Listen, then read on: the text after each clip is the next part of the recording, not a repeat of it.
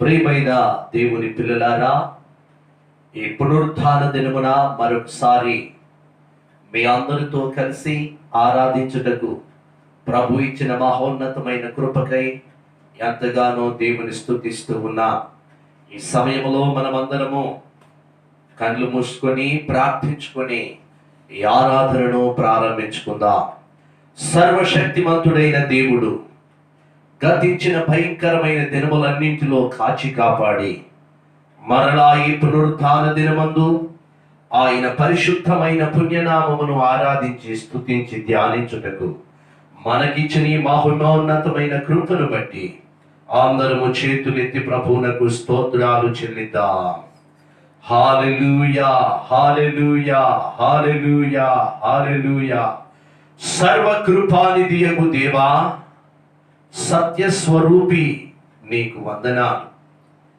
ఇదిగో తండ్రి, నీ మహాకృపను బట్టి ఈ భయంకరమైన దినములన్నింటిలోనూ క్షేమముగా ఉండగలిగి ఉన్నా. నీవు మమ్మను బ్రతికించినందులకై మేము నిన్ను స్తుతించుటకు నిలిచి ఉన్నా. సర్వోన్నతుడా, ఆరాధనలోను వాక్యోపదేశంలోను నీ సన్నిధిని మాతో ఉంచి అనేకులకు ఈ కార్యక్రమము ఆశీర్వాదకరముగా ఉండునట్లు కృప చూపండి. ఎందరైతే బలహీనులుగా ఉన్నారో నీ శక్తిని వారికి ప్రసాదించండి. ఎందరైతే అనారోగ్యముగా ఉన్నారో సంపూర్ణమైన స్వస్థతను కలుగ చేయండి. నెమ్మది లేకుండా అసమాధానముతో అల్లాడిపోవచ్చున్న కుటుంబాలలో నీ నెమ్మదిని, సమాధానమును అనుగ్రహించమని మా ప్రభువును లోకరక్షకుడైన యేసయ్య శ్రేష్ఠ నామములో అడిగి వేడుకొని ప్రార్థిస్తూ ఉన్నాము స్వామి. ఆమేన్.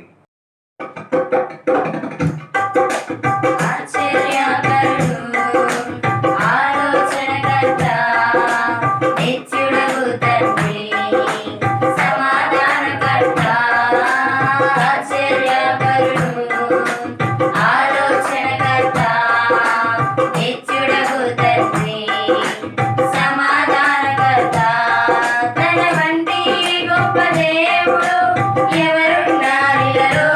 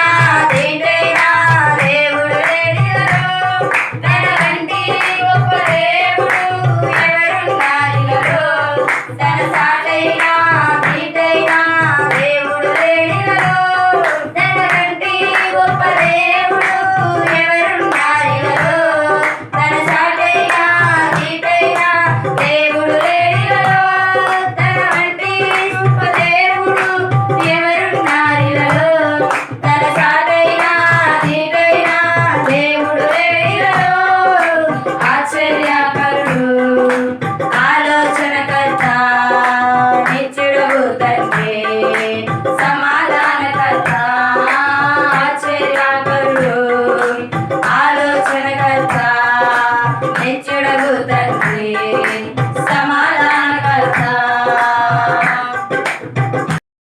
ప్రభువునందు ప్రియమైన దేవుని బిడ్డలారా, మన ప్రభు అయిన యేసయ్య శ్రేష్ఠ నామములో మీ అందరికీ శుభములు తెలియజేస్తూ ఉన్నా.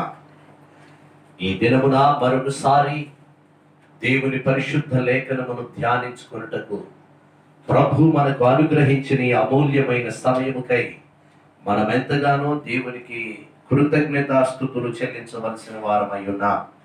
నేటి మన ధ్యానము కొరకై నిర్గమకాండము 1వ అధ్యాయము 15-16 వచనములను చదువుకుందాం.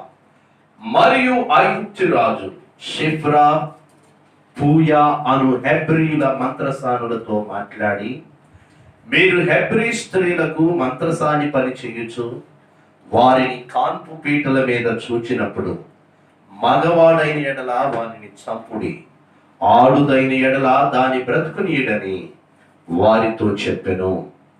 దైవ పిల్లలారా, చదవబడినటువంటి వాక్య భాగంలో ఇశ్రాయేలీలు లేక ఆ దినములలో వారు హెబ్రీలని పిలువబడేటువంటి వారు. ఆ యొక్క హెబ్రీలు ఐగుప్తు దేశంలో ఫరో అనబడినటువంటి రాజు కింద బానిసలుగా బ్రతుకుతున్న రోజులవి. అయితే ఆ దినముల్లో జరిగింది ఏమిటంటే, దేవుని మహాకృప ఈ హెబ్రీలను ఆవరించి ఉన్నందున వారు జనసంఖ్యలో విస్తరించటం ప్రారంభించారు. వారు అభివృద్ధి చెందటం ప్రారంభించారు. నిజమే కదా?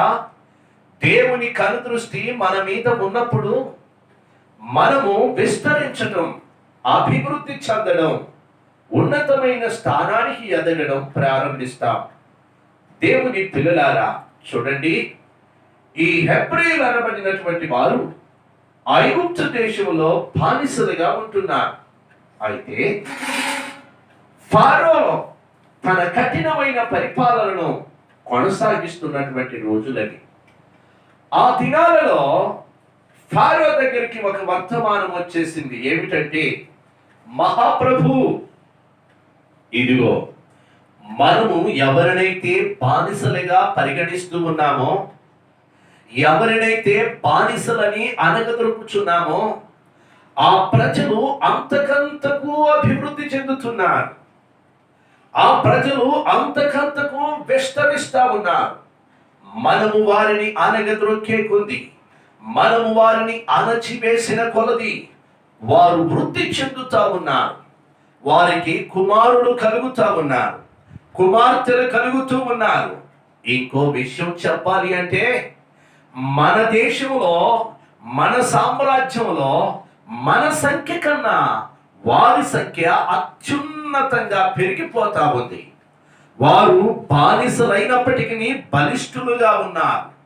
సమయానికి వారికి ఆహారం అందకపోయినప్పటికీ వారు ఆరోగ్యవంతులుగా ఉన్నారు. ఎలా ప్రబలుతున్నారో, ఎలా అభివృద్ధి చెందుతున్నారో ఎవరికీ తెలియదు. మనము ఎన్ని హింసలు పెట్టినా, ఎన్ని కష్టాలు పెట్టినా ఈ హెబ్రీలు మాత్రము వృద్ధి అవుతూనే ఉన్నారు. మహాప్రభు ఎలాగైనా సరే వారి అభివృద్ధికి, వారి ఎదుగుదలకు అడ్డుకట్ట వేయలేకపోతే ఒక రోజున మనమే వారికి బానిసలం అవ్వాల్సి వస్తుంది. అందుకని ఆలోచన చేయండి, తగినటువంటి కార్యాన్ని ప్రారంభించండి అంటూ అక్కడ ఉన్నటువంటి సలహాదారులు రాజుగారికి వర్తమానం అందించినటువంటి రోజులవి. దైవ పిల్లలారా, చూడండి, నీవు బాసువు కాకపోవచ్చు, బానిసగానే బ్రతుకుతుండవచ్చు. అయినా దేవుని కను దృష్టి నీ మీద ఉంటే, దేవుని కృప నిన్ను ఆవరిస్తే, సహోదరుడా, ఎంతమంది నిన్ను అనగదొరకాలని చూసినా, ఎంతమంది నిన్ను అణచివేయాలని చూసినా, కాలు క్రింద నల్లి వలె నలిపివేయాలని పన్నాగములు పన్నినా అది వారి వల్లైన పని కాదు. ఎందుకంటే ప్రభు నీతో ఉన్నాడు, దేవుని కృపలో నీ ఉన్నావు కాబట్టి ప్రభువే నిన్ను ఆశీర్వదిస్తాడు. అందులకై ఎన్నడూ కూడా ఇతరులు నిన్ను నలిపివేయాలని చూసినప్పుడు, అనగద్రొక్కాలని ఆలోచన చేస్తూ ఉన్నప్పుడు భయపడకు సుమి, ధైర్యముగా ఉండు. ప్రభువా, నీవు ఒకరిని హెచ్చిస్తే వారిని తగ్గించగలిగిన వాడెవడు? నీవు ఒకరిని తగ్గించగా వారిని హెచ్చించగలిగిన వాడెవరు స్వామి?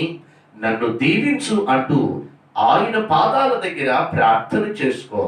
దైవ పిల్లలారా, ఫరో అనబడిన రాజు, అతని యొక్క అధిపతులందరూ కూడా హెబ్రీలను అణిచివేయాలని, అనగద్రొక్కాలని విశ్వ ప్రయత్నాలు చేశారు. కానీ దేవుడు వారిని హెచ్చించదలిశాడు.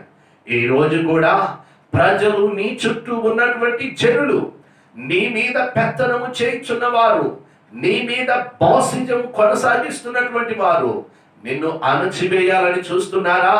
పర్వాలేదు దేవుని పిల్లలారా, నిన్ను సృష్టించిన సృష్టికర్త మాత్రము నిన్ను హెచ్చించాలని చూస్తూ ఉన్నాడు. అలాంటప్పుడు ఆయనకు ఎవరైనా ఎదురు తిరగగలరా? ఆయనకు ఎవరైనా అడ్డు రాగలరా? లేదు కదా. అందుకే ధైర్యముగా ఉండు. ఇక్కడ గమనిస్తే జరిగిన విషయం ఏమిటంటే, రాజా, ఈ హెబ్రీల అభివృద్ధిని అడ్డుకోకపోతే, వీరి ఎదుగుదలకు అడ్డుకట్ట వేయకపోతే ఒకానొక రోజుకి వీరే మనకు బాసులైపోతారు. వీరే మనలను శాసించే ఏలికలుగా మారిపోతారు. ఎలాగైనా సరే వారి అభివృద్ధికి అడ్డుకట్ట వేయాలంటూ అందరూ కూడా ముక్త కంఠముతో రాజుగారి దగ్గర వారి యొక్క గోడును వినిపించారు. అప్పుడు రాజుగారు ఓ కఠినమైన నిర్ణయం తీసుకున్నాడు. ఆ నిర్ణయం ఏమిటంటే, ఇదిగో, ఆ హెబ్రీలకు మంత్రసాని పని చేసేటువంటి స్త్రీలు ఉన్నారు కదా, వారి పేర్లు షిఫ్రా, పూయా.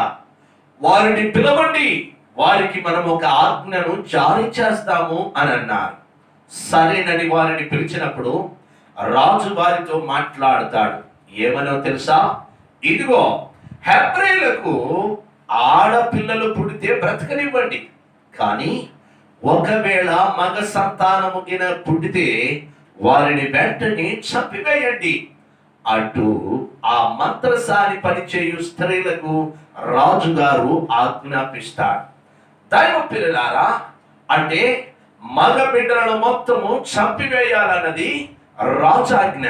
వారి అభివృద్ధిని అడ్డుకోవాలన్నది రాజు శాసనం. అటువంటి దినాలలో హెబ్రీల మగ బిడ్డలందరిని చంపేస్తా ఉన్నారు. ఒకవేళ మగ బిడ్డను చంపకపోతే ఆ బిడ్డను బ్రతకనిచ్చిన మంత్రసారులను, ఆ బిడ్డను పెంచి పెద్ద చేస్తున్న తల్లిదండ్రులను, కుటుంబీకులను కూడా చంపేటువంటి కఠినమైన ఆజ్ఞ కలదు. అటువంటి దినాలలోనే మనకి చాలా వెల్నోనైనటువంటి ఒక వ్యక్తి, దేవుని ఇల్లంతటిలో నమ్మకస్తుడు అని పేరు గడించినటువంటి ఒక నాయకుడు పుట్టాడు. ఆయన పేరే మోషే. దైవ పిల్లలారా, ఈ మోషే పుట్టినప్పుడు తల్లిదండ్రులు ఎవరి కంటా పడకుండా 3 నెలలు అతన్ని దాచినట్లుగా మనము చూస్తాము. 3 నెలలు అతన్ని భద్రపరిచారు. అయితే అనంతరము వారు చాలా భయానికి గురైపోతూ ఉన్నారు. అయ్యో, రాజాజ్ఞ మగబిడ్డ పుడితే చంపేయాలని. కానీ ఆ ఆజ్ఞకు వ్యతిరేకముగా, ఆ ఆజ్ఞకు విరోధముగా ఈ మగ బిడ్డను మేము చంపకుండా, ఈ మగ బిడ్డను అంతమొందించకుండా మేము కాపాడుతూ ఉన్నాము. ఇదే విషయం రాజుగారికి తెలియవస్తే, ఇదే విషయం రాజుగారికి అర్థం అవుతే, ఇదిగో ఇతన్ని కన్న మమ్ముల్ని, ఇతన్ని అందరిని చంపేస్తాడు, ఏం చేయాలి అని వణికిపోతూ ఉన్నారు. They could able to hit him only 3 months of a time. After that they could not hide him. దేవుని బిడ్డలారా, అతన్ని వారు భద్రపరచలేకపోయారు, దాచలేకపోయారు. చూసారా? అటువంటి సందర్భంలో వారు ఏం చేశారంటే, బాబు, నానా, మేము మిమ్మల్ని దాచటం, మేము నిన్ను కాపాడటం ఇక మా వల్లైన పని కాదు. నిన్ను దాచడానికి మేము ప్రయత్నాలు చేస్తే చివరికి మా ప్రాణాలు కూడా పోయేటువంటి అవకాశాలు మెండుగా ఉన్నాయి. అందుకని ఇక నాయనా నిన్ను దాచటం మా వల్ల కాదు అని ఆ యొక్క పిల్లవాడిని ఒక జమ్ము పెట్టెలో పెట్టి నైలు నదిలో వదిలిపెడతారు. దేవుని పిల్లలారా, దేవుడు ఆశ్చర్యకరుడు. అందుకని ఇప్పుడు మనం పాడుకున్నాం కదా, ఆయన ఆశ్చర్యకరుడని, ఆలోచనకర్త, నిత్యుడగు తండ్రి అని మనం ఇప్పుడే విన్నాం. అలాగుననే ఆయన ప్రణాళిక వేరు, ఆయన ఉద్దేశ్యములు వేరు. ఈ జమ్ము పెట్టెలో పెట్టి ఆ యొక్క బిడ్డను నైలు నదిలో వదిలినప్పుడు ఆ జమ్ము పెట్టె నైలు నదిలో కొట్టుకొని వెళ్ళిపోతా ఉంది. అటువంటి సందర్భంలో జరిగింది ఏమిటంటే, అదే సమయానికి రాకుమార్తె తన చెలికత్తెలతో, తన పనికత్తెలతో దేవుని బిడ్డారా ఆ యొక్క నైలు నదిలో జలకాలాడడానికి, స్నానం చేయడానికి వచ్చినటువంటి సమయం అది. అప్పుడు చూడగా ఒక జమ్ము పెట్టె కొట్టుకొని వస్తూ ఉంది. అందులో బాలుడి స్వరము వినపడుతుంది.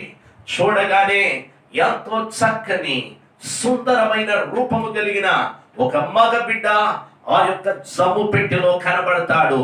ఆ యొక్క చూడగానే రాకుమార్తె ఆశ్చర్యపడిపోద్ది. వావ్, ఎంత అద్భుతమైనటువంటి సుందరుడైన బాలుడు అని చెప్పేసి ఏం చేస్తుందో తెలుసా?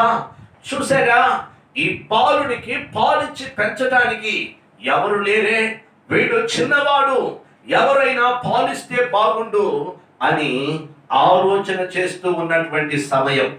దైవ పిల్లలారా, అదే సమయంలో అసలు ఈ జమ్ము పెట్టె ఎటుపోయిద్దో, ఎవరి చేతుల్లో పడుద్దో, ఎక్కడ జమ్ము పెట్టె మునిగిపోయి నీళ్లలో ఈ బాలుడు పోతాడో, ఈ బాలుని యొక్క స్థితిగతులు ఎలా ఉంటాయో చూద్దామంటూ ఆ బాలుని యొక్క అక్క, ఆమె పేరు మిరియాము, నైలు నది ఒడ్డున నడుచుకుంటూ వెళ్తా ఉంటది.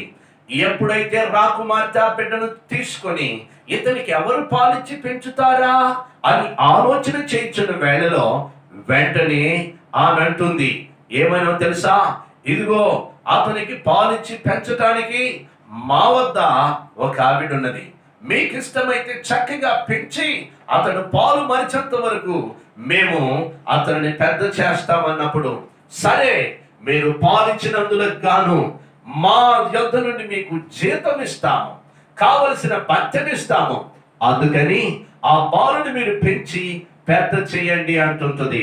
దైవ పిల్లలారా గమనించండి, ఇప్పుడు మోషే ఎవరి చేతుల్లోనైతే పెంచబడాలో వారి చేతుల్లో పెంచబడుతూ ఉన్నాడు. మోషే తల్లి ఇంతకు ముందు భయపడిపోయింది. ఎందుకు? మోషేకి పాలివ్వడానికి, మోషేను పెంచడానికి. ఇప్పుడు రాకుమార్తె ద్వారానే ఆజ్ఞ జారీ చేయబడింది. ఏమనో తెలుసా? ఈ బాలుని జాగ్రత్తగా పెంచండి, ఎంత ఖర్చు అయినా నేను భరాయిస్తాను, ఎంత డబ్బైనా నేను ఇస్తాను, మాత్రమే కాదు మీరు పాలిచ్చినందుకు జీతం కూడా ఇస్తానంటూ ఉంది. దేవుని పిల్లలారా, ఎంత అద్భుతము! ఏ తల్లి తండ్రి అయితే ఆ బిడ్డను పెంచలేకపోయారో, ఇప్పుడు అదే తల్లిదండ్రి జీతం తీసుకొని బిడ్డకు పాలిచ్చినందుకు భత్యం పుచ్చుకొని పెంచుతా ఉన్నారు. దేవుడు పరిస్థితిని ఎంత తారుమారు చేశాడండి. ఆ తదుపరి ఆ బాలుడు పెద్దవాడైన తరువాత, ఆ బాలుడు పాలు విడిచిన తరువాత ఆ బాలుడు ఇప్పుడు ఎక్కడికి వెళ్ళాడు? అంతఃపురములోనికి వెళ్ళాడు. అంతఃపురంలో ఎవరున్నారు? ఈ యొక్క రాజుగారు ఉంటాడు. ఆయన పేరు ఫారో. దైవ పిల్లలారా, ఇప్పుడు ఈ బాలుడు ఎక్కడ పెరుగుతున్నాడంటే రాజు అంతఃపురంలో పెరుగుతా ఉన్నాడు. ఎవరు ఈ రాజు అంటే, ఈ బాలుని చంపమని ఆజ్ఞ జారీ చేసినటువంటి వాడే ఈ రాజు. ఏ చేతులతోనైతే ఈ బాలుని చంపాలని చూశాడో అదే చేతులతో అల్లారు ముద్దుగా పెంచుతా ఉన్నాడు రాజైన ఫారో. అది మన దేవుని యొక్క గొప్పతనము. దేవుని పిల్లలారా, భయపడవద్దు. ఎక్కడ నుండి అయితే చంపమని శాసనం వచ్చిందో అక్కడే దేవుడు నిన్ను పోషిస్తాడు. అక్కడే దేవుడు నిన్ను అద్భుతముగా నిలవబెడతాడు. చూసారా, ఏ రాజు అయితే మగ బిడ్డలను చంపమన్నాడో అదే రాజు చేతిలో మోషే అద్భుతముగా పెరుగుతున్నాడు. మోషే అల్లారు ముద్దుగా పెంచబడుతున్నాడు. ఎంత గొప్పవాడు మన దేవుడు, ఎంత ఆశ్చర్యకరుడు మన దేవుడు. దేవుని పిల్లారా, చూడండి, ఒక చంటి బిడ్డను మనం పెంచేటప్పుడు, చిన్న బాలుని మనం ఎత్తుకొని పెంచి అల్లారు ముద్దుగా చూసుకుంటున్నప్పుడు వాళ్ళు ఏం చేస్తారండి? మనం ఎత్తుకోగానే కాళ్ళు చేతులు ఆడిస్తూ ఉంటారు. కొన్ని సందర్భాలలో ఆ కాళ్ళతో మన ముఖం మీద తన్నుతూ ఉంటారు, మన గుండెల మీద తన్నుతూ ఉంటారు, ఆ చేతులతో గిచ్చుతూ ఉంటారు. కొన్ని సందర్భాలలో వారి చేతులకు మన జుట్టు వెంట్రుకలు అందినప్పుడు అవి పట్టుకొని లాగుతూ ఉంటారు. అంటే ఏ చేతులతోనైతే మోషాన్ని చంపాలనుకున్నాడో దేవుని బిడ్డలారా, అదే చేతులతో మోషాన్ని పెంచుతున్న వేళలో మోషే కాళ్ళు ఫరో రొమ్ములకు తంతా ఉన్నాడు. మోషే చేతులు ఆ యొక్క ఫరో యొక్క ముఖం మీద రక్కుతా ఉన్నాడు. మోషే చేతులతో ఫరో జుట్టంతా లాగుతూ ఉండవచ్చు. ఎంత అద్భుతమో! ఆ యొక్క ఫరో భుజాల మీద పెంచబడుతున్నాడు, ఫరో యొక్క రొమ్ముల మీద పెంచబడుతూ ఉన్నాడు మోషే. దైవ పిల్లలారా, దేవుని ప్రణాళికలో ఉంటే ఎవడు నిన్ను అణచివేయలేడు, ఎవడు నిన్ను నాశనము చేయలేడు. ఎవడైతే నాశనము చేయాలనుకుంటాడో వాడి దగ్గరని వాడి తలదన్నేటట్లుగానే ప్రభు నిన్ను చేస్తాడు. దిగులు పడవద్దు. చూసారా, మోషే ఎక్కడున్నాడు ఇప్పుడు? ఏదో యుద్ధాలు చేసి, లేకపోతే మరి ఆ గన్నులు బట్టి, కత్తులు బట్టి ఫరో ఇంట్లోకి వెళ్ళలేదండి. మోషే దేవుని కృపతో, దేవుని ప్రణాళికతో వెళ్ళిపోయి ఫరో చేతుల్లో, ఫరో ఇంటిలో అంగరంగ వైభవంగా పెంచబడుతూ ఉన్నాడు. ఎంతో అద్భుతమైన కోణములో అతడు తీర్చిదిద్దబడుతూ ఉన్నాడు. ఏమిటి ఈ విచిత్రం, ఏమిటి ఈ ఆశ్చర్యం? నిజమే, ఎవరి కిందైతే నీవు అనగద్రొక్కబడుతూ ఉన్నావో వారి దగ్గరే నీవు పెంచబడతావు. ఏ పరిస్థితులైతే నిన్ను నాశనము చేయాలని చూస్తున్నాయో అదే పరిస్థితుల్లో నీవు ఆశీర్వదించబడతావు, అదే పరిస్థితుల్లో నీవు దీవించబడతావు. భయపడవద్దు. ఏ రుణభారముల కాడి క్రింద నీవు నలపబడుతున్నావో ఆ రుణభారములలోనే దేవుడు నిన్ను పైకి లేవనెత్తి ఐశ్వర్యవంతునిగా చేయబోతున్నాడు. నిజమే కదా, ఫరో చంపాలని ఉద్దేశించాడు, కానీ ఫరో దగ్గరనే అద్భుతముగా పెంచబడుతున్నాడు మోషే. నీలో ఉన్న రోగాలు నిన్ను చంపాలని ప్లాన్ వేశాయి. నీకున్నటువంటి శత్రువులు నిన్ను నాశనము చేయాలని ఆలోచన చేస్తున్నారు. అయితే శత్రువుల మధ్యలోనే, నీకు కలిగి ఉన్న రోగములోనే దేవుడు నీకు జీవమునిచ్చి లేవనెత్తి బ్రతికించి ఆశీర్వదించబోతున్నాడు. అందుకనే దావీదు అంటాడు కదా, నా శత్రువుల ఎదుట నీవు నాకు భోజనము సిద్ధపరిచావు, నూనెతో నా తల అంటి ఉన్నావు, నా గిన్నె నిండి పొర్లుచున్నది. దేవుని పిల్లలారా, ఎంత అద్భుతమైన మాటలు ఈరోజు ప్రభువే మనతో మాట్లాడుతున్నాడు. సహోదరుడా, సహోదరి, నీకు ఎదురైన పరిస్థితులను బట్టి కన్నీరు విడువకు. నిన్ను కాల్చివేయాలని చూస్తున్నటువంటి స్థితిగతులను బట్టి వేదన చెందకు, దుఃఖముతో బాధపడకు. ఎందుకంటే వాటిలో నుండే ప్రభు నిన్ను ఆశీర్వదించగలడు. వాటి మధ్యనే ప్రభు నిన్ను ఉన్నతముగా హెచ్చించగలడు. ఇప్పుడు చంపాల్సినటువంటి వ్యక్తే, నాశనము చేయాల్సినటువంటి వ్యక్తే మోషేను పెంచి పెద్ద చేస్తూ ఉన్నాడు. సకల విద్యలు మోషేకు నేర్పుతూ ఉన్నాడు. ఇప్పుడు మోషేకు ఏమి తక్కువైనా ఒప్పుకోవడానికి వీలు లేదు. ఎంత ఉన్నతమైన ప్రణాళిక! ఇంతకీ మోషే ఎవరి బిడ్డో తెలియక ఫరో పెంచి పోషిస్తున్నాడా? మోషే ఎవరి బిడ్డో తెలియక ఫరో కుమార్తె ఓ కుమారుడా అని అల్లారు ముద్దుగా పెంచుకొని ఆడిస్తూ ఉన్నతంగా పెద్ద చేస్తుందా? లేదు. మోషే హెబ్రీల కుమారుడని వారికి తెలుసు. మోషే చంపబడవలసినటువంటి పిల్లాడు అని వారికి తెలుసు. అయినా వారు ఎందుకు పోషిస్తున్నారు? That is the miracle of God. That is the wonder of God. అదే దేవుని అద్భుతం అంటే. దేవుని పిల్లలారా, చూసారా, దేవుడు మోషేతో ఉన్నాడు. అవును, నీవు బానిసవని తెలుసు, అయినా నిన్ను ప్రేమించేటట్లుగా, నీవు చంపబడవలసిన వ్యక్తివని తెలుసు, అయినా నిన్ను ఆదరించేటట్లుగా మనుషుల మనస్సులను, మనుషుల హృదయాలను మార్చి అద్భుతము చేసేవాడు మన దేవుడు. అందుకనే దిగులు పడకు, వేదన పడకు, కన్నీరు విడువకు, ప్రభువు నీతో ఉంటాడు. దైవ పిల్లలారా, గమనించండి. అయ్యో, నేను ఫలానా అని తెలుసు, అయినా నన్ను ఎలా ప్రేమిస్తారు? నేను ఫలానా అని తెలుసు, అయినా నన్ను ఎలా ఆదరిస్తారు అనుకుంటున్నావా? మోషే తెలుసు కదా మరి వారికి హెబ్రీల పిల్లవాడు అని. మోషే తెలుసు కదా, ఈ హెబ్రీలు ఎవరో జమ్ము పెట్టెలో పెట్టి పంపించారు ఆ బిడ్డను పెంచలేక అని. ఆయన తెలిసి కూడా మోషేను అల్లారు ముద్దుగా పెంచలేదా? తెలిసి కూడా మోషేను అంతఃపురంలో పెట్టుకోలేదా? సహోదరుడా, దేవుడు వారి కన్నులకు అలాంటి యొక్క అద్భుతాన్ని కలుగజేశాడు. అవన్నీ మరచిపోయేటట్టుగా చేశాడు. ఎంత అద్భుతమైన విషయం! ఈ రోజు నీ పట్ల కూడా అదే అద్భుతము జరగబోతుంది. ఈ రోజు నీ జీవితంలో కూడా అదే ఆశ్చర్య కార్యము జరగబోతుంది. నీవు చేస్తున్న డ్యూటీలో కావచ్చు, నీవు పని చేస్తున్న ఆఫీసులో కావచ్చు, నీవు పని చేస్తున్న పొలములో కావచ్చు, నీవు చేస్తున్న ఎక్కడైనా సరే, అయ్యో నేను ఫలానా అని అందరికి తెలుసండి, నన్ను ఎలా గౌరవిస్తారు, నేను ఫలానా అని అందరికి తెలుసు సార్, నన్ను ఎలా ప్రేమిస్తారు, నన్ను ఎలా ఆదరిస్తారు అనుకుంటున్నావా?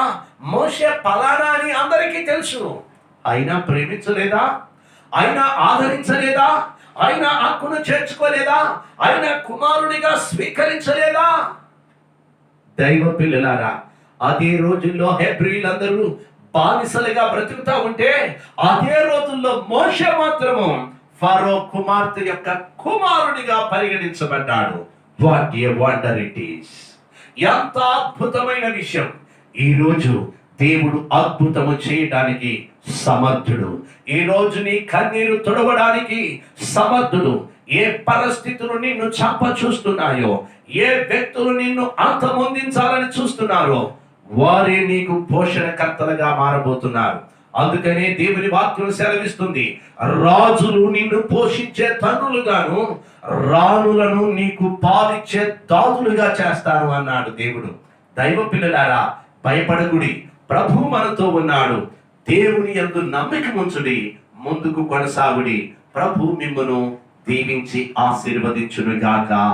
ఆమేన్. ప్రాణనిధివైన మా యేసయ్యా, నీకు వందనాలు. ఇదిగో అలనాడు రాజైన ఫారో మగ బిడ్డలు హెబ్రీలకు కలిగితే వారిని చంపివేయండి అన్నాడు. అదే ఫారో చేతిలో హెబ్రీలలో ఉన్నటువంటి అమ్రాము, యాకోబేదు అన్నటువంటి వారికి జన్మించినటువంటి బిడ్డ అయిన మోషేను ఏ రాజు అయితే చంపనాజ్ఞాపించాడో ఆ రాజు అంతఃపురములోనే అంధరంగ వైభవంగా అల్లారు ముద్దుగా పెంచి పెద్ద చేసిన దేవుడవు. ఇది నీ శక్తికి అద్దం పట్టినట్లుగా ఉంది ప్రభువా. ఇది నీ అద్భుతానికి అద్దం పట్టినట్లుగా ఉంది. నీవు ఏదైనా చేయగలవు, సమస్తము చేయుటకు సమర్థుడవు. అసాధ్యమైనది ఏదియూ లేదు.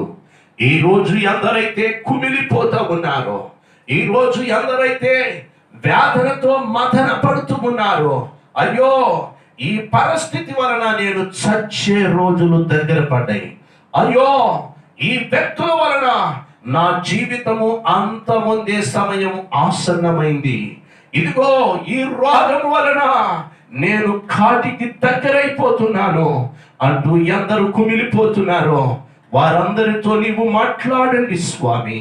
ఈ అవమానము ద్వారా, ఈ నిందల ద్వారా నా చావు దగ్గర పడింది, నా నూకలు చెల్లిపోయాయి అంటూ కన్నీరు విడుస్తున్న వారు ఎందరో ఉన్నారు.